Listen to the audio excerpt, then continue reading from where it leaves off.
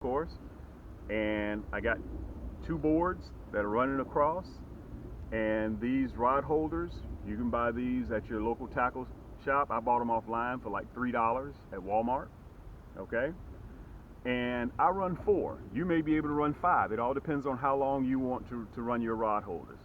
Okay, I put this in front of the boat because it's easy for me to grab. When I see it, you can see me in my videos. I'm hovering right above my rods. Okay, and they're very sturdy. I got them set in here, and this is my rig, and it probably cost me about $16 to make this whole assembly. Again, I didn't want to drill holes in a boat. If you choose to do that, also I have these are C clamps too. They're screwed in.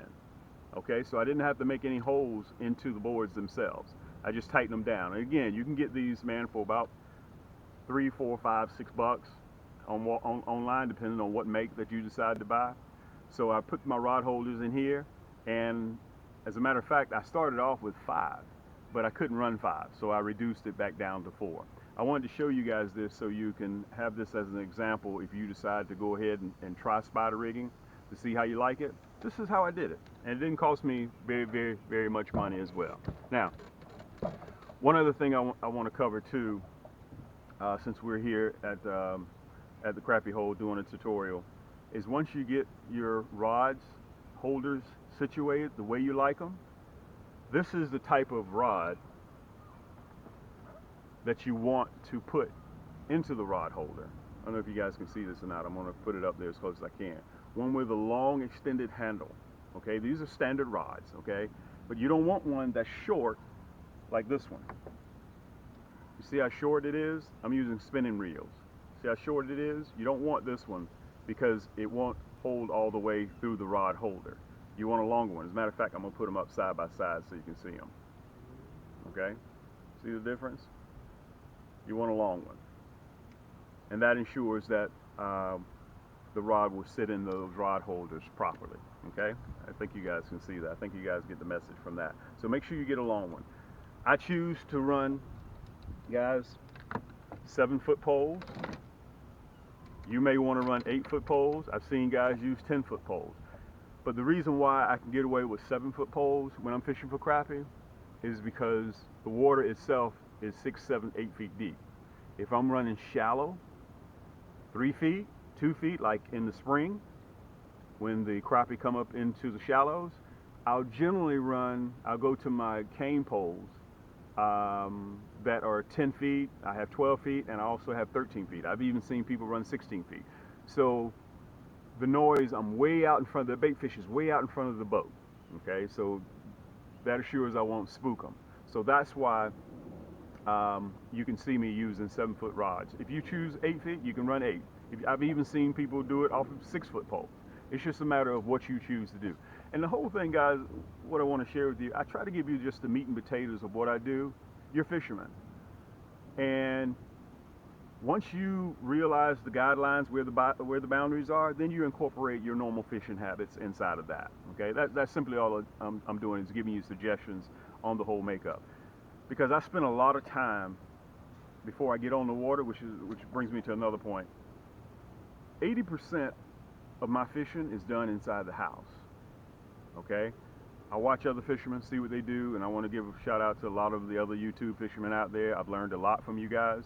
And it's very, very important that you become a student of catching any type of fish that you do, because 80% of your homework is done inside the house via a computer. Once I get out here on the water, guys, there are times that many times that I come out here and I'm not even bringing a pole. I go out there to scout. Okay, I go out there to scout, figure out exactly what's on the bottom, and I've even gone back. You're gonna laugh about this. I even go back to this lake when they drained it, the Google Maps.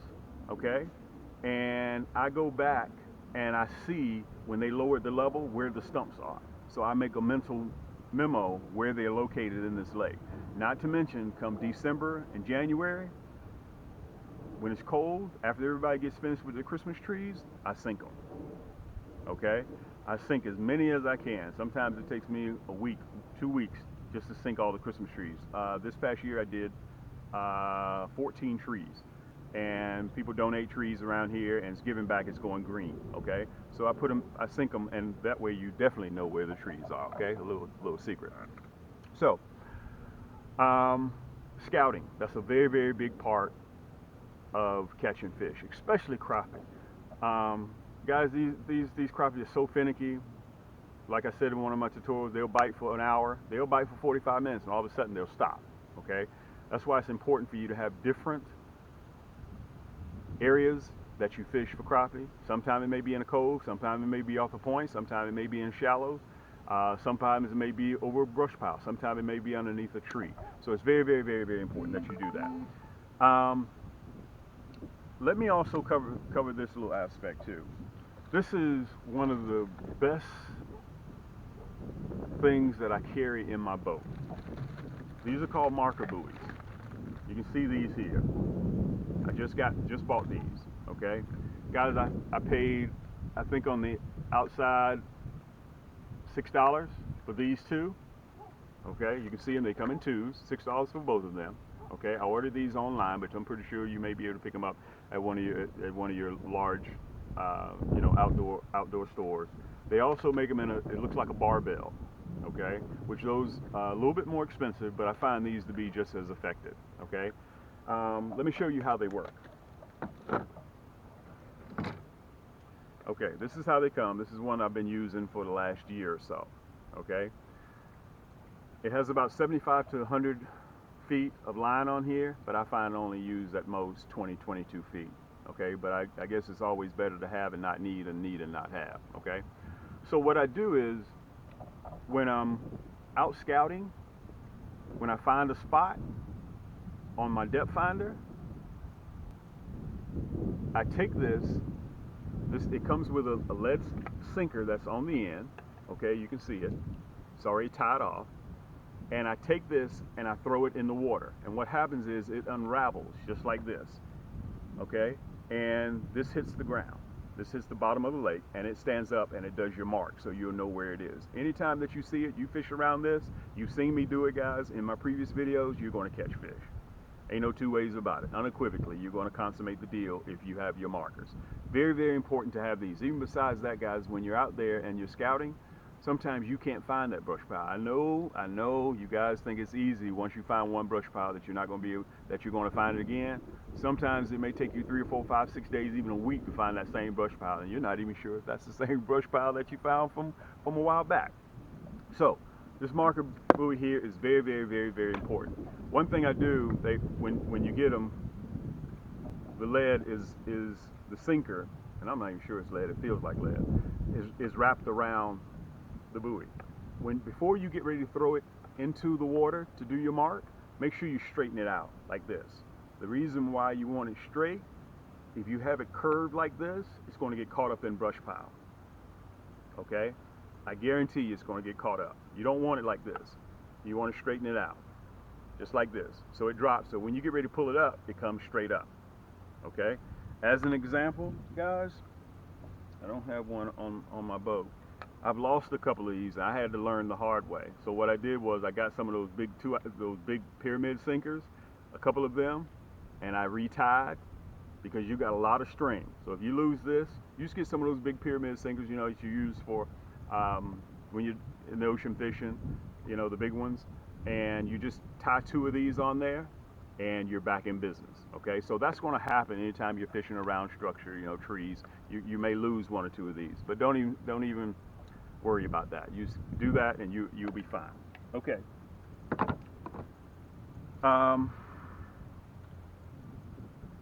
I want to talk about, I know some people are intimidated, and I've covered it a little bit, the depth finder. Don't be intimidated by a depth finder, whether it's a Lowrance or whether it's a Humminbird that you decide to use, and Garmin has some good ones out now that I do recognize as well. Again, my boat is plastic, so I chose to go with a portable one. Okay, it comes with a C bracket, and all you do is just clamp it onto your boat and you just drop this right in.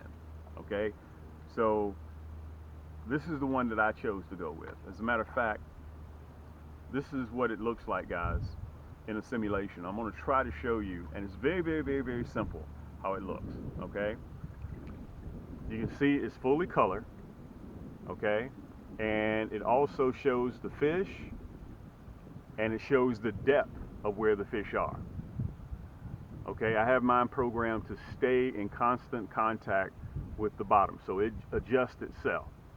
Okay, so you can see it on there. It also gives the depth, and it also gives the temperature. I don't know if you can see that or not. And it also has a side view as well. Okay, without this thing, guys, I'm fishing blind. I think you guys can see that. I'm almost sure. And it shows the structure at the bottom. That's how I know those brush piles. Whenever you see me in the previous videos, I can tell when I'm over the brush pile because of my markers.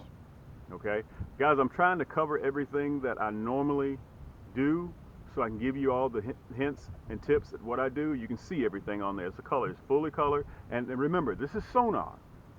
This is not down scan imaging. They got a host of new things out there now. But remember, here at the Crappie hole, we're just the guys next door. If I can do this, guys, anybody can do it. Okay, I just wanted to show that to you guys so you'll be able to see it. I think I've covered just about everything for the tutorial today. Guys, moving forward, again, we're getting ready. Everything what I'm instructing you guys that I'm giving you is for the post spawn. Some people prefer fishing spring. Some people prefer October. Some people, and if you talk to some of your fellow fishermen, they will tell you, man, what are you doing catching fish in the summer? They would say fish aren't gonna start biting until the weather gets cold. You guys have seen me catch fish in the summertime. So I want to make sure, guys, whatever you do, subscribe, and I am going to be bringing you, as you get a seat on this boat, come post spawn, I'm going to be showing you some very, very, very, very, very, very nice crappie.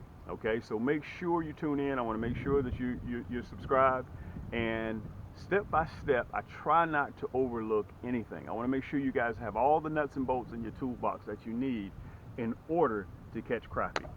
I think I've covered just about everything. Remember, if you have any questions, any comments, I get people that ask me questions even when I'm on the boat. And remember, it's not really, guys, you see my whole setup. I'm a simple guy. I don't spend $100,000 for a boat. You see my equipment. But one thing you cannot deny unequivocally is that I catch fish.